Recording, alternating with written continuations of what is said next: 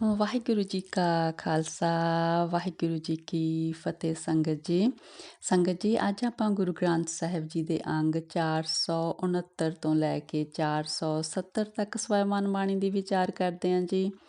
ਗੁਰੂ ਨਾਨਕ ਪਾਤਸ਼ਾਹ ਜੀ ਦੀ ਬਾਣੀ ਚੱਲ ਰਹੀ ਹੈ ਸੰਗਤ ਜੀ। ਆਓ ਆਪਾਂ ਗੁਰਬਾਣੀ ਦੀ ਲੜੀ ਨਾਲ ਜੁੜੀਏ ਜੀ। ਵਾਹਿਗੁਰੂ ਜੀ। ਮਹੱਲਾ ਪਹਿਲਾ। ਵਧੀ ਸੋ ਵਜਗ ਨਾਨਕਾ, ਸੱਚਾ ਵੇਖੈ ਸੋਏ। ਸਭਨੀ ਛਾਲਾਂ ਮਾਰੀਆਂ, ਕਰਤਾ ਕਰੇ ਸੋ ਹੋਏ। ਅੱਗੇ ਜਾਤ ਨ ਜੋਰ ਹੈ, ਅੱਗੇ ਜਿਉ ਨਵੇ। ਜਿਨ ਕੀ ਲੇਖੈ ਪਤ ਪਵੈ, ਚੰਗੈ ਸੇਈ ਕੇ। ਹਾਂਜੀ ਸੰਗਤ ਜੀ, ਗੁਰੂ ਨਾਨਕ ਪਾਤਸ਼ਾਹ ਕਹਿੰਦੇ ਨੇ ਕਿ ਜੀਵ ਜਦੋਂ ਕਰਮ ਕਰਦੇ ਨੇ ਤਾਂ ਕਰਤਾ ਹਰ ਵਕਤ ਦੇਖ ਰਿਹਾ, ਅੰਦਰ ਜੋ ਬੈਠਾ ਹੋਇਆ। ਫਿਰ ਕਹਿੰਦੇ ਕਰਤਾ ਸਾਰੇ ਪਰਮੇਸ਼ਰ ਸਾਡੇ ਸਾਰੇ ਕਰਮ ਆਪ ਦੇਖ ਰਿਹਾ। ਫਿਰ ਕਹਿੰਦੇ ਜੀਵ ਚਾਹੇ ਜਿੰਨਾ ਮਰਜ਼ੀ ਜ਼ੋਰ ਲਾ ਲੈਣ, ਹੁੰਦਾ ਉਹੀ ਆ ਜੋ ਪਰਮੇਸ਼ਰ ਕਰਦਾ ਹੈ। ਅਤੇ ਇੱਥੇ ਜੀਵਾਂ ਦੇ ਜਿਹੜੇ ਜਿਨ੍ਹਾਂ ਵਿੱਚ ਵਿਚਰਦਾ ਹੈ ਉਹ ਹੋਰ ਨੇ, ਪਰਲੋਕ ਵਿੱਚ ਜੀਵ ਹੋਰ ਨੇ। ਉੱਥੇ ਜਾ ਕੇ ਕਹਿੰਦੇ ਉਹਦੀ ਪੱਤ ਲੇਖੇ ਵਿੱਚ ਪੈਂਦੀ ਆ ਜੋ ਪਰਮਾਤਮਾ ਦੀ ਦਰਗਾਹ ਦੇ ਵਿੱਚ ਪ੍ਰਵਾਨ ਹੋ ਜਾਂਦਾ। ਉੱਥੇ ਪ੍ਰਵਾਨ ਕੌਣ ਹੁੰਦਾ? ਜਿਹਦੇ ਕਰਮ ਚੰਗੇ, ਪਹਿਲੇ ਨੰਬਰ 'ਤੇ ਜਿਹਦੇ ਕੋਲ ਨਾਮ ਦੀ ਕਮਾਈ ਦਾ ਨਿਸ਼ਾਨ ਆ। ਪੌੜੀ। ਧੁਰ ਕਰਮ ਜਿਨਾ ਕੋ ਤੁਧ ਪਾਇਆ, ਤਾਂ ਤਿੰਨੀ ਖਸਮ ਤੇ ਆਇਆ। ਇਹਨਾਂ ਜਨਤਾ ਕੈ ਵਸ ਕਿਛ ਨਾਹੀਂ, ਤੁਧ ਵੇਖੀ ਜਗਤ ਉਪਾਇਆ। ਇਕ ਨਾਨੋ ਤੂੰ ਮੇਲ ਲਹੈ, ਇਕ ਆਪੋ ਤੁਧ ਖੁਆਇਆ। ਗੁਰ ਕਿਰਪਾ ਤੇ ਜਾਣਿਆ, ਜਿਥੈ ਤੁਧ ਆਪ ਬੁਝਾਇਆ। ਸਹਿਜੇ ਹੀ ਸੱਚ ਸਮਾਇਆ। ਹਾਂਜੀ ਸੰਗਤ ਜੀ, ਫਿਰ ਪਾਤਸ਼ਾਹ ਕਹਿੰਦੇ ਨੇ, ਹੇ ਪਰਮੇਸ਼ਰ ਜੀ, ਜਿਸ ਜੀਵ ਨੂੰ ਤੂੰ ਆਪ ਆਪਣੇ ਨਾਮ ਜਪਣ ਵੱਲ ਲਾਇਆ ਹੈ, ਉਸੇ ਜੀਵ ਨੇ ਤੇਰਾ ਨਾਮ ਜਪਿਆ ਹੈ। ਜਿਵੇਂ ਦੇ ਉਹਦੇ ਪਿਛਲੇ ਸੰਸਕਾਰਾਂ ਦੇ ਹਿਸਾਬ ਨਾਲ ਉਹਦਾ ਹੁਣ ਲਈ ਕਰਮ ਲਿਖਿਆ ਸੀ, ਉਹ ਉਸ ਕਰਮ ਦੇ ਅਧੀਨ ਹੀ ਤੇਰਾ ਨਾਮ ਜਪ ਰਹੇ ਨੇ। ਤੂੰ ਅਲੱਗ-ਅਲੱਗ ਤਰ੍ਹਾਂ ਦੇ ਜੰਤ ਜੀਵ ਪੈਦਾ ਕੀਤੇ ਨੇ। ਕੋਈ ਤੇਰਾ ਨਾਂ ਜਪ ਰਿਹਾ, ਕੋਈ ਨਹੀਂ ਜਪ ਰਿਹਾ। ਕਿਸੇ ਨੂੰ ਤੂੰ ਆਪ ਹੀ ਕੁਰਾਹੇ ਪਾਇਆ, ਕਿਸੇ ਨੂੰ ਤੂੰ ਆਪ ਹੀ ਸਿੱਧੇ ਰਾਹ ਪਾਇਆ ਅਤੇ ਆਪਣੇ ਨਾਲ ਉਹਨਾਂ ਨੂੰ ਤੂੰ ਮੇਲ ਲੈਂਦਾ ਹੈ। ਗੁਰੂ ਦੀ ਕਿਰਪਾ ਦੇ ਨਾਲ ਜਿਸ ਜੀਵ ਨੂੰ ਤੂੰ ਕਹਿੰਦੇ ਆਪਾ ਜਾਣਾਇਆ ਹੈ, ਜੀਵਨ ਦੀ ਅਸਲੀਅਤ ਸਮਝਾਈ ਹੈ, ਉਸ ਜੀਵ ਨੇ ਹੀ ਸਮਝੀ ਹੈ। ਉਹ ਜੀਵ ਫਿਰ ਅਸਲੀਅਤ ਨੂੰ ਸਮਝ ਕੇ ਤੇਰੇ ਵਿੱਚ ਲੀਨ ਹੋ ਗਿਆ ਅਤੇ ਅਡੋਲਤਾ ਵਿੱਚ ਟਿਕ ਗਿਆ। ਸ਼ਲੋਕ ਮਹੱਲਾ ਪਹਿਲਾ। ਦੁਖ ਦਾਰੂ ਸੁਖ ਰੋਗ ਪਿਆ, ਜਾ ਸੁਖ ਤਾਮ ਨ ਹੋਈ। ਤੂੰ ਕਰਤਾ ਕਰਨਾ ਮੈਂ ਨਾਹੀਂ, ਜਾ ਹਉ ਕਰੀ ਨਾ ਹੋਈ। ਬਲਿਹਾਰੀ ਕੁਦਰਤ ਵਸਿਆ, ਤੇਰਾ ਅੰਤ ਨ ਜਾਈ ਲਖਿਆ। ਰਹਾਓ। ਇਹ ਰਹਿਰਾਸ ਸਾਹਿਬ ਜੀ ਦੇ ਪਾਠ ਵਿੱਚ ਪੜ੍ਹਦੇ ਆ ਨਾ ਰੋਜ਼ ਆਪਾਂ। ਕਹਿੰਦੇ ਜਿਹੜਾ ਦੁੱਖ ਹੈਗਾ ਜੀਵ ਨੂੰ ਮਿਲਦਾ, ਉਹ ਜੀਵ ਲਈ ਦਾਰੂ ਬਣ ਜਾਂਦਾ। ਦਾਰੂ ਕੀ? ਦਵਾਈ। ਉਹ ਦਵਾਈ ਕਿਵੇਂ ਬਣ ਜਾਂਦਾ? ਜਦੋਂ ਜੀਵ ਦੁਖੀ ਹੁੰਦਾ ਤਾਂ ਪਰਮੇਸ਼ਰ ਦਾ ਨਾਮ ਜਪਦਾ, ਜਦੋਂ ਸੁਖੀ ਹੁੰਦਾ ਫਿਰ ਨਹੀਂ ਜਪਦਾ, ਫਿਰ ਸੁੱਖ ਉਹਦੇ ਲਈ ਰੋਗ ਦਾ ਕਾਰਨ ਬਣ ਜਾਂਦਾ। ਜਦੋਂ ਕਹਿੰਦੇ ਜੀਵ ਸੁੱਖ ਵਿੱਚ ਹੁੰਦਾ, ਫਿਰ ਤੈਨੂੰ ਮਿਲਣ ਦੀ ਤਾਂਘ ਨਹੀਂ ਕਰਦਾ ਹੈਗਾ। ਕਹਿੰਦੇ ਹੇ ਪਰਮੇਸ਼ਰ ਜੀ, ਤੂੰ ਸਭ ਕੁਛ ਕਰਨ ਵਾਲਾ ਹੈ ਅਤੇ ਕਰਾਉਣ ਵਾਲਾ ਹੈ। ਕਹਿੰਦੇ ਮੈਂ ਤਾਂ ਜੀ ਹੈ ਤੇ ਹਉਮੈ ਕਰਾਂ ਕੁਛ ਵੀ ਨਹੀਂ ਹੈ। ਕਹਿੰਦੇ ਮੇਰਾ ਕੁਛ ਨਹੀਂ, ਮੈਂ ਤਾਂ ਸਿਰਫ ਹਉਮੈ ਕਰਨ ਜੋਗਾ, ਹਉਮੈ ਕਰਿਆ ਵੀ ਕੁਛ ਨਹੀਂ ਬਣਦਾ। ਕਹਿੰਦੇ ਸਭ ਕੁਛ ਤੂੰ ਕਰਨ ਵਾਲਾ ਹੈ ਅਤੇ ਤੇਰਾ ਕੀਤਾ ਹੋ ਰਿਹਾ। ਤੈਨੂੰ ਕਹਿੰਦੇ ਕੁਦਰਤ ਵਿੱਚ ਵਸਿਆ ਦੇਖ ਕੇ ਤੇ ਤੂੰ ਸਦਕੇ ਆ, ਤੇਰਾ ਅੰਤ ਨਹੀਂ ਪਾਇਆ ਜਾ ਸਕਦਾ। ਜਾਤ ਮਹਿ ਜੋਤ ਜੋਤ ਮਹਿ ਜਾਤਾ, ਅਕਲ ਕਲਾ ਭਰਪੂਰ ਰਿਹਾ। ਤੂੰ ਸੱਚਾ ਸਾਹਿਬ ਸਿਫਤ ਸੁਆਲਿਓ, ਜਿਨ ਕੀਤੀ ਸੋ ਪਾਰ ਪਿਆ। ਕਹੋ ਨਾਨਕ ਕਰਤੇ ਕੀਆਂ ਬਾਤਾਂ, ਜੋ ਕਿਛ ਕਰਨਾ ਸੋ ਕਰ ਰਿਹਾ। ਕਹਿੰਦੇ ਹੈ ਪਰਮੇਸ਼ਰ ਜੀ, ਸਾਰੇ ਜੀਵਾਂ ਦੇ ਵਿੱਚ ਤੇਰੀ ਜੋਤ ਹੈ। ਤੇਰੀ ਜੋਤ ਕਰਕੇ ਤੂੰ ਸਾਰਿਆਂ ਵਿੱਚ ਵਿਆਪਕ ਹੈ।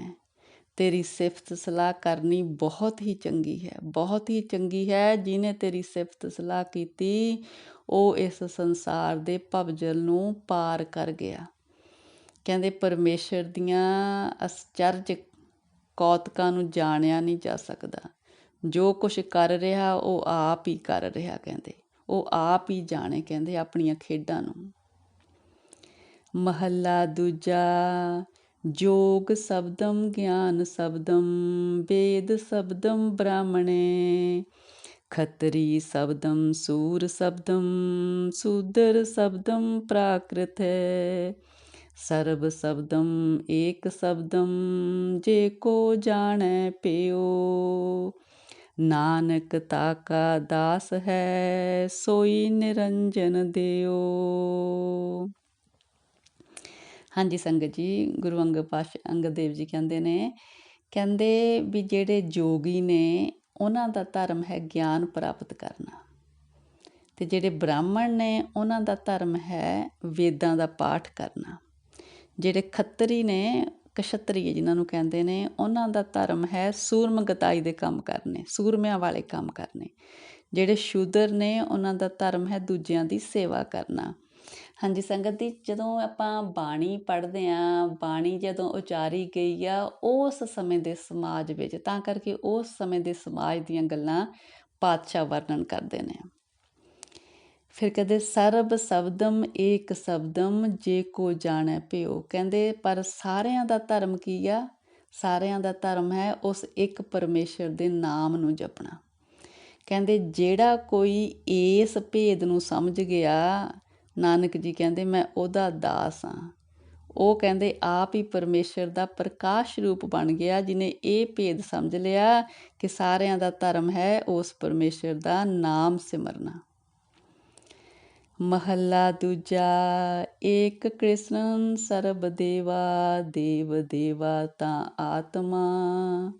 ਆਤਮਾ ਵਾਸੁਦੇਵਸ, ਜੇ ਕੋ ਜਾਣੈ ਪਿਓ। ਨਾਨਕ ਤਾਕਾ ਦਾਸ ਹੈ, ਸੋਈ ਨਿਰੰਜਨ ਦਿਓ। ਕਹਿੰਦੇ ਪਰਮਾਤਮਾ ਕ੍ਰਿਸ਼ਨ ਜੀ ਦੀ ਵੀ ਆਤਮਾ ਹੈ। ਸਾਰਿਆਂ ਦੇਵਤਿਆਂ ਦੀ ਆਤਮਾ ਪਰਮਾਤਮਾ ਹੀ ਹੈ। ਕਹਿੰਦੇ ਪਰਮਾਤਮਾ ਆਪਣੀ ਆਤਮਾ ਵੀ ਆਪ ਹੈ, ਅਤੇ ਫਿਰ ਸਾਰਿਆਂ ਦੀ ਆਤਮਾ ਵੀ ਪਰਮਾਤਮਾ ਹੈ। ਕਹਿੰਦੇ ਜਿਹੜਾ ਕੋਈ ਇਸ ਭੇਦ ਨੂੰ ਜਾਣਦਾ, ਨਾਨਕ ਜੀ ਕਹਿੰਦੇ ਮੈਂ ਉਹਦਾ ਦਾਸ ਹਾਂ। ਉਹ ਤਾਂ ਕਹਿੰਦੇ ਪ੍ਰਕਾਸ਼ ਰੂਪ ਪਰਮਾਤਮਾ ਦਾ ਰੂਪ ਹੀ ਬਣ ਗਿਆ, ਜਿਹਨੇ ਇਹ ਭੇਦ ਸਮਝ ਲਿਆ। ਮਹੱਲਾ ਪਹਿਲਾ। ਕੁੰਭੇ ਬੱਧਾ ਜਲ ਰਹੇ, ਜਲ ਬਿਨ ਕੁੰਭ ਨ ਹੋਏ। ਗਿਆਨ ਕਾ ਬੱਧਾ ਮਨ ਰਹੇ, ਗੁਰ ਬਿਨ ਗਿਆਨ ਨਾ ਹੋਏ। ਬਹੁਤ ਰਮਜ਼ਾਂ ਨੇ ਪਾਤਸ਼ਾਹ ਦੀ ਬਾਣੀ ਵਿੱਚ, ਬੜੀਆਂ ਸਮਝਣੀਆਂ ਗੁੱਝੀਆਂ। ਕਹਿੰਦੇ ਜਿਹੜਾ ਹੈਗਾ ਪਾਣੀ, ਉਹ ਜਿਵੇਂ ਘੜੇ ਵਗੈਰਾ ਭਾਂਡੇ 'ਚ ਹੀ ਸਾਂਭਿਆ ਰਹਿ ਜਾ ਸਕਦਾ ਨਾ, ਨਹੀਂ ਤੇ ਬਾਹਰ ਤੇ ਫਿਰ ਖਿੰਡਿਆ ਫਿਰਦਾ। ਘੜਾ ਕਹਿੰਦੇ ਪਾਣੀ ਨੂੰ ਸਾਂਭ ਰਿਹਾ, ਪਰ ਘੜਾ ਪਾਣੀ ਤੋਂ ਬਿਨਾਂ ਬਣਦਾ ਨਹੀਂ। ਇਸ ਤਰ੍ਹਾਂ ਹੀ ਕਹਿੰਦੇ ਜਿਹੜਾ ਗਿਆਨ ਆ ਉਹ ਮਨ ਦੇ ਵਿੱਚ ਹੀ ਵਸ ਸਕਦਾ। ਮਨ ਜਿਹੜਾ ਹੈਗਾ ਇਹ ਗਿਆਨ ਤੋਂ ਬਿਨਾਂ ਕਾਬੂ 'ਚ ਨਹੀਂ ਆ ਸਕਦਾ। ਫਿਰ ਕਹਿੰਦੇ ਜਿਹੜਾ ਇਹ ਗਿਆਨ ਆ ਹੁੰਦਾ ਗੁਰੂ ਤੋਂ ਆ, ਔਰ ਗੁਰੂ ਗਿਆਨ ਤੋਂ ਬਿਨਾਂ ਮਿਲਦਾ ਨਹੀਂ ਗਾ। ਗਿਆਨ ਹੋਵੇ ਤਾਂ ਗੁਰੂ ਬਣਾਉਂਦੇ ਨੇ। ਵਾਹਿਗੁਰੂ ਜੀ, ਗੁਰੂ ਦੀ ਸ਼ਰਨ ਆਉਂਦੇ ਨੇ ਜੀਵ। ਪੌੜੀ। ਪੜਿਆ ਹੋਵੇ ਗੁਨਹਗਾਰ, ਤਾਂ ਓਮੀ ਸਾਧ ਨ ਮਾਰੀਐ। ਜੇਹਾ ਕਾਲੇ ਘਾਲਣਾ, ਤੇਵ ਹੋ ਨਾਉ ਪਚਾਰੀਐ। ਐਸੀ ਕਲਾ ਨ ਖੇਡੀਐ ਜਿਤ ਦਰਗਹਿ ਗਿਆ ਹਾਰੀਐ। ਪੜ੍ਹਿਆ ਅਤੇ ਓਮੀਆਂ ਵਿਚਾਰ ਅੱਗੇ ਵਿਚਾਰੀਐ। ਮੋਹਿ ਚੱਲੈ ਸੋ ਅੱਗੇ ਮਾਰੀਐ। ਕਹਿੰਦੇ ਜੇ ਪੜ੍ਹਿਆ ਲਿਖਿਆ ਤਾਂ ਹੋਵੇ ਗੁਨਾਹ ਕਰਨ ਵਾਲਾ, ਜਿਹੜਾ ਅਨਪੜ੍ਹ ਹੋਵੇ ਉਹ ਸਾਧੂ ਲੋਕ ਹੋਵੇ। ਕਹਿੰਦੇ ਫਿਰ ਇਹ ਨਹੀਂ ਨਾ ਆਪਾਂ ਕਹਿ ਸਕਦੇ ਵੀ ਜਿਹੜਾ ਇਹ ਪੜ੍ਹਿਆ ਇਹ ਗੁਨਹਗਾਰ ਆ, ਪਰ ਪੜ੍ਹਿਆ ਕਰਕੇ ਇਹਨੂੰ ਸਜ਼ਾ ਨਹੀਂ ਮਿਲਣੀ। ਕਹਿੰਦੇ ਜਿਹੜੀ ਇਹ ਵੀ ਪੜ੍ਹੇ ਅਤੇ ਅਨਪੜ੍ਹ ਦੀ ਵਿਚਾਰ ਅਤੇ ਕਰਮਾਂ ਦੀ ਵਿਚਾਰ ਤਾਂ ਉੱਥੇ ਪਰਮਾਤਮਾ ਦੀ ਦਰਗਾਹ 'ਚ ਹੋਣੀ ਆ। ਜਿਹੋ ਜਿਹੇ ਕਹਿੰਦੇ ਕੋਈ ਕਰਮ ਕਰਦਾ ਉਹੋ ਜਿਹਾ ਫਿਰ ਉਹ ਵਿਚਾਰਿਆ ਜਾਂਦਾ ਉਹਦੀ ਦਰਗਾਹ ਦੇ ਵਿੱਚ। ਫਿਰ ਕਹਿੰਦੇ ਆਪਾਂ ਉਹੀ ਕੰਮ ਕਰੀਏ ਜਿਹੜੀ ਉਹਦੀ ਦਰਗਾਹ ਦੇ ਵਿੱਚ ਕਬੂਲ ਪੈ ਸਕਣੇ ਨੇ। ਉਹਦੀ ਦਰਗਾਹ ਦੇ ਵਿੱਚ ਤਾਂ ਕਹਿੰਦੇ ਵੀ ਜੇ ਜਿਹੜਾ ਗੁਨਾਹਗਾਰ ਆ ਉਹੀ ਗੁਨਾਹਗਾਰ ਕੱਢਿਆ ਜਾਣਾ। ਇਹ ਗੁਨਾਹਗਾਰ ਅਨਪੜ੍ਹ ਨੂੰ ਗੁਨਾਹਗਾਰ ਨਹੀਂ, ਗੁਨਾਹ ਕਰਨ ਵਾਲਾ ਨਹੀਂ ਮੰਨਿਆ ਜਾ ਸਕਦਾ ਵੀ ਇਹ ਅਨਪੜ੍ਹ ਆ।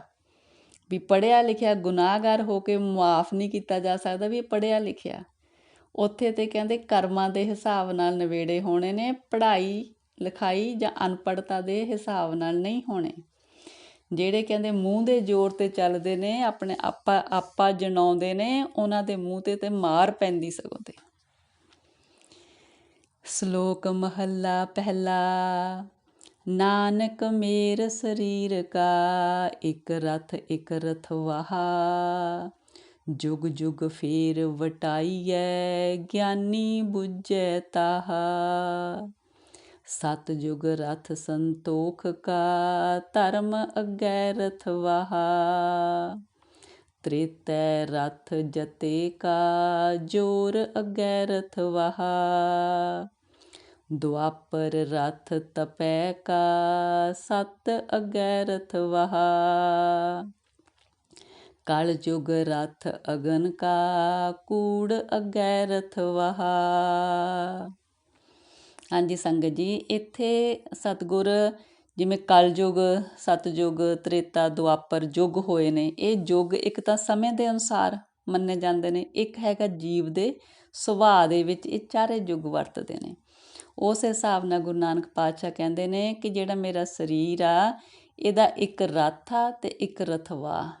ਇੱਕ ਤਾਂ ਹੈਗਾ ਜਿਹੜੀ ਆਪਣੇ ਅੰਦਰ ਭਾਵਨਾਵਾਂ ਚੱਲ ਰਹੀਆਂ ਨੇ ਜੋ ਇਹਨੂੰ ਚਲਾਉਂਦੀਆਂ ਨੇ। ਇੱਕ ਫਿਰ ਉਹਨਾਂ ਦੇ ਕਰਕੇ ਜਿਵੇਂ ਜੀਵ ਦਾ ਸੁਭਾਅ ਬਣ ਜਾਂਦਾ। ਫਿਰ ਕਹਿੰਦੇ ਇਹ ਜਿਵੇਂ ਜਿਵੇਂ ਜੀਵ ਦਾ ਸੁਭਾਅ ਬਦਲਦਾ ਜਾਂਦਾ ਉਸ ਤਰ੍ਹਾਂ ਯੁੱਗ ਬਦਲਦਾ ਜਾਂਦਾ। ਜਿਵੇਂ ਸਤਯੁਗ ਸੀ, ਸਤਯੁਗ ਦੇ ਵਿੱਚ ਜਿਹੜੀ ਜੀਵ ਦੀ ਭਾਵਨਾ ਸੀਗੀ ਉਹ ਸੀ ਸੰਤੋਖ ਵਾਲੀ। ਸੰਤੋਖ ਵਾਲੀ ਭਾਵਨਾ ਹੋਣ ਦੇ ਕਰਕੇ ਜਿਹੜਾ ਉਹਦਾ ਧਰਮ ਸੀ ਉਹ ਰਥਵਾ ਸੀ। ਧਰਮ ਉਹਦਾ ਜਿੱਦਾਂ ਕਹਿੰਦੇ ਨੇ ਵੀ ਪ੍ਰਧਾਨ ਸੀ। ਧਰਮ ਨੂੰ ਦੁਨੀਆ ਮੰਨਦੀ ਸੀ, ਲੋਕਾਂ ਦੇ ਸੁਭਾਅ ਧਾਰਮਿਕ ਸੀਗੇ। ਫਿਰ ਤ੍ਰੇਤਾ ਆਇਆ। ਤ੍ਰੇਤੇ ਦੇ ਵਿੱਚ ਹੋ ਗਿਆ ਜ਼ੋਰ ਦਾ, ਸ਼ਕਤੀ ਦਾ। ਸ਼ਕਤੀ ਦਾ ਮਤਲਬ ਸ਼ਕਤੀ ਪ੍ਰਧਾਨ ਹੋ ਗਈ।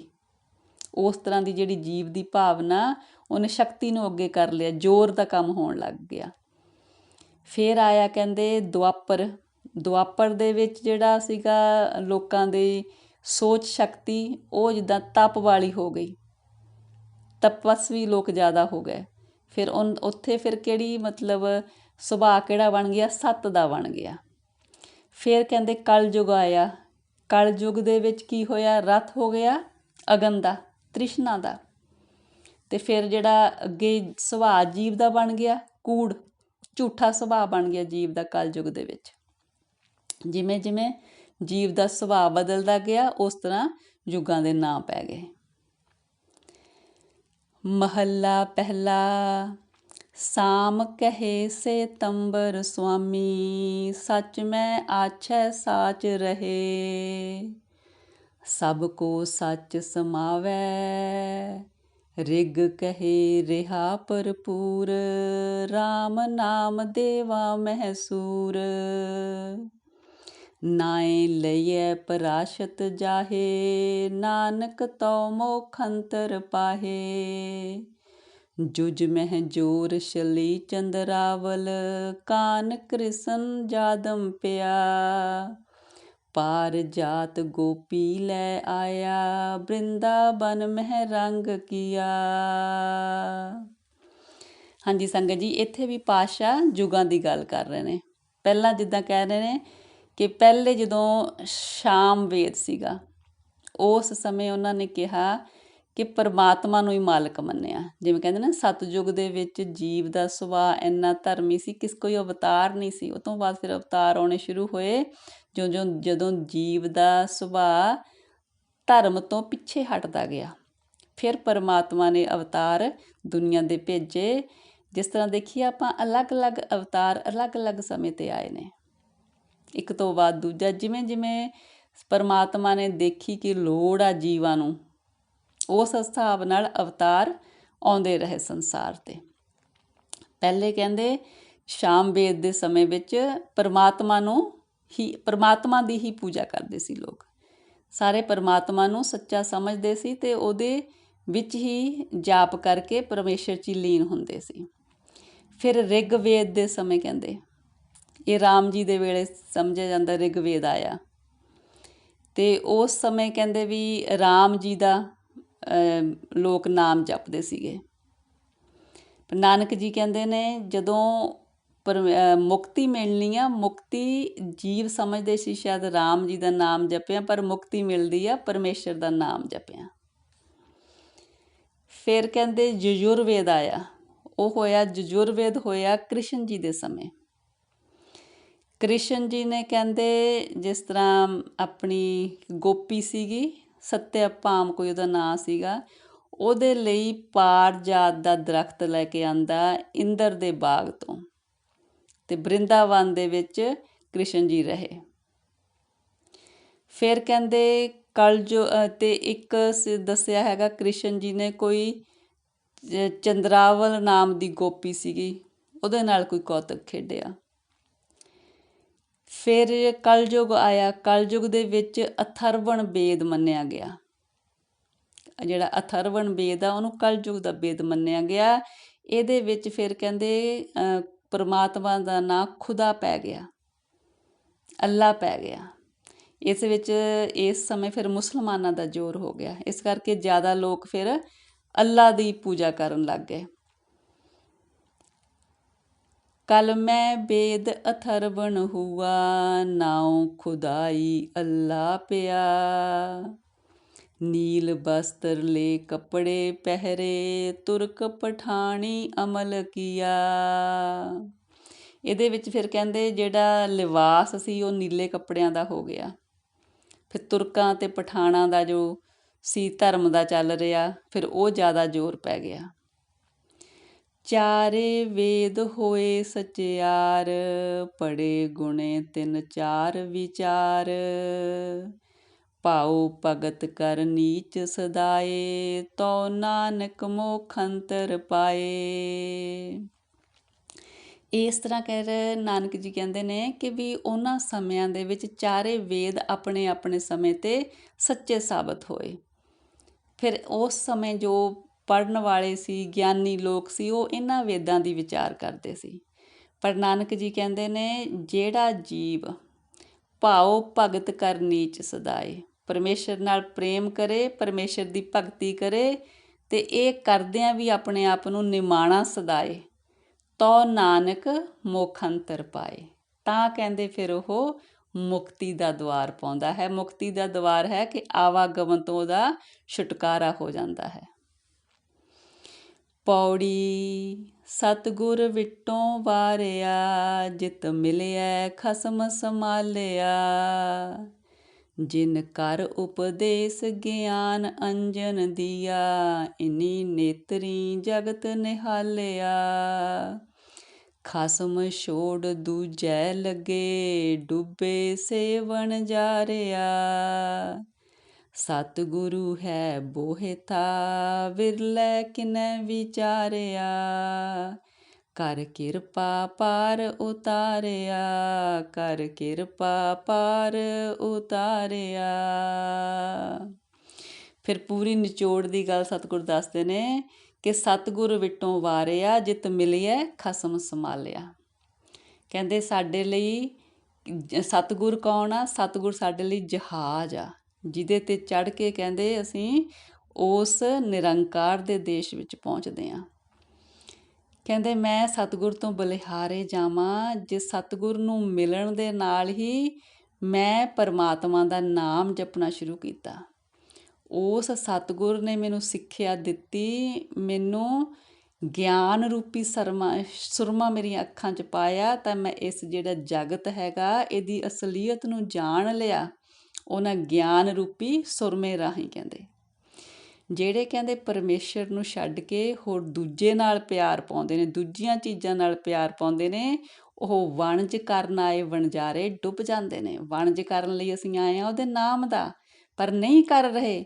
ਫਿਰ ਜਿਸ ਕੰਮ ਲਈ ਅਸੀਂ ਆਏ ਹਾਂ ਉਹ ਨਹੀਂ ਕਰ ਰਹੇ ਤਾਂ ਅਸੀਂ ਡੁੱਬ ਰਹੇ ਹਾਂ ਇਸ ਸੰਸਾਰ ਦੇ ਵਿੱਚ। ਸਤਿਗੁਰ ਹੈ ਬੋਹਿਥਾ ਵਿਰਲੇ ਕਿਨੇ ਵਿਚਾਰਿਆ। ਕਹਿੰਦੇ ਸਤਿਗੁਰ ਸਾਨੂੰ ਇਸ ਸੰਸਾਰ ਸਾਗਰ 'ਚੋਂ ਤਰਾ ਲੈ ਕੇ ਜਾਣ ਵਾਲਾ ਜਹਾਜ਼ ਹੈ, ਪਰ ਇਹਦੀ ਵਿਚਾਰ ਕਿਸੇ ਵਿਰਲੇ ਨੇ ਕੀਤੀ ਆ। ਹਰ ਇੱਕ ਨੂੰ ਇਸ ਗੱਲ ਦੀ ਸਮਝ ਨਹੀਂ ਪਈ ਕਿ ਅਸੀਂ ਇਸ ਸੰਸਾਰ ਸਾਗਰ ਤੋਂ ਕਿਵੇਂ ਤਰ ਸਕਦੇ ਹਾਂ। ਸਾਡੇ ਲਈ ਜਹਾਜ਼ ਕੌਣ ਹੈ? ਵਿਰਲੇ ਨੇ ਕਿਸੇ ਨੇ ਵਿਚਾਰ ਕੀਤੀ ਹੈ। ਫਿਰ ਜਿਹਨੇ ਵਿਚਾਰ ਕੀਤੀ ਆ, ਕਰ ਕਿਰਪਾ ਪਾਰ ਉਤਾਰਿਆ। ਫਿਰ ਸਤਿਗੁਰ ਨੇ ਕਿਰਪਾ ਕਰਕੇ ਉਸ ਜੀਵ ਨੂੰ ਇਸ ਸੰਸਾਰ ਸਾਗਰ ਦੇ ਭਵਜਲ ਤੋਂ ਪਾਰ ਉਤਾਰ ਦਿੱਤਾ। ਪਰਮੇਸ਼ਰ ਦੇ ਚਰਨਾਂ ਦੀ ਪ੍ਰੀਤ ਲਾ ਦਿੱਤੀ। ਉਹ ਜੀਵ ਨਾਮ ਦੀ ਕਮਾਈ ਕਰਨ ਲੱਗ ਗਿਆ। ਵਾਹਿਗੁਰੂ ਜੀ, ਵਾਹਿਗੁਰੂ ਜੀ। ਹਾਂਜੀ ਸੰਗਤ ਜੀ, ਇੰਨੀਆਂ ਵਿਚਾਰਾਂ ਪ੍ਰਵਾਨ ਕਰਨੀਆਂ ਜੀ। ਵਿਚਾਰਾਂ ਦੀ ਸਾਂਝ ਪਾਉਂਦਿਆਂ ਹੋਈਆਂ ਅਨੇਕਾਂ ਗਲਤੀਆਂ ਬਖਸ਼ਣੀਆਂ ਜੀ। ਸਤਿਗੁਰ ਜੀ, ਪਰਮੇਸ਼ਰ ਜੀ, ਆਪ ਦੀ ਧੁਰਕੀ ਬਾਣੀ ਦੀ ਵਿਚਾਰ ਕਰਦਿਆਂ, ਬਾਣੀ ਪੜ੍ਹਦਿਆਂ ਹੋਈਆਂ ਬੇਅੰਤ ਗਲਤੀਆਂ ਇਸ ਬੱਚੀ ਨੂੰ ਅਣਜਾਣ ਸਮਝ ਕੇ ਬਖਸ਼ ਦੇਣੀਆਂ ਸਤਿਗੁਰ ਜੀ। ਅੱਗੇ ਤੋਂ ਸਮੱਤ ਦੇਣੀ ਪਰਮੇਸ਼ਰ ਜੀ। ਵਾਹਿਗੁਰੂ ਜੀ ਕਾ ਖਾਲਸਾ, ਵਾਹਿਗੁਰੂ ਜੀ ਕੀ ਫਤਿਹ ਜੀ। ਵਾਹਿਗੁਰੂ ਜੀ, ਵਾਹਿਗੁਰੂ, ਵਾਹਿਗੁਰੂ, ਵਾਹਿਗੁਰੂ।